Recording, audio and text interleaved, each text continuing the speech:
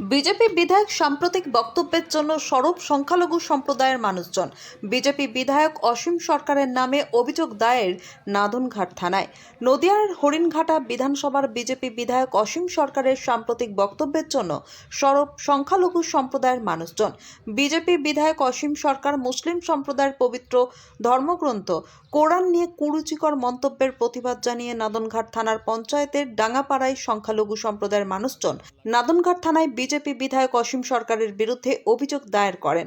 ফুরফুরা শরীফ সেবা ফাউন্ডেশনের পক্ষ থেকে অসীম সরকারের বিরুদ্ধে নাদনঘাট থানায় অভিযোগ দায়ের করা হয়।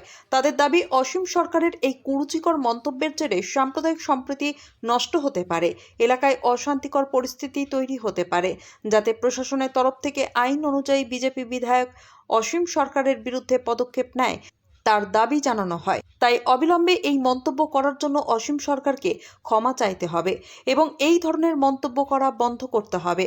তারা আরও বলেন, বিভিন্ন থানায় অসীম সরকারের বিরুদ্ধে অভিযোগ দায়ের করা হবে।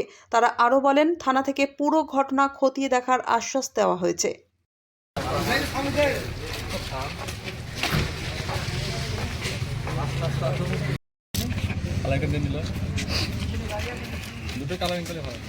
আস্তে আস্তে যেতে হবে, তবে সুন্দর ছবি উঠবে। অসীম সরকারের যে কুরুচিকর কথা বারংবার বলছে, সেই কথা যাতে বন্ধ হয় এবং আমরা যাতে হিন্দু মুসলমান সকলে আপোষে ভাই ভাই হয়ে থাকতে পারি, এই কারণে এসেছিলাম, যাতে ওই ধরনের কথা যাতে অসীম সরকার বন্ধ করে এবং ও অবিলম্বে যাতে ক্ষমা চায়। এই কারণে আমরা থানায় এসেছিলাম একটা এফআইআর করতে। থানা কি বললো? থানা আশ্বাস দিয়েছে এবং তদন্ত করার একটা সুষ্ঠু যাতে তদন্ত হয় এবং এই যে এফআইআরগুলো এগুলো সমস্ত থানায় হয়, একত্রিত হয়ে বিএনএস হয়ে তারপর হয়তো দিল্লি পুলিশ দেখে।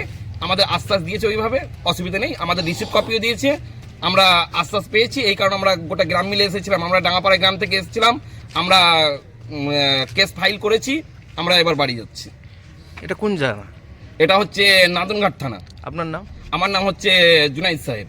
আচ্ছা, ডাঙ্গাপাড়া, তাই তো? হ্যাঁ, জি জি জি।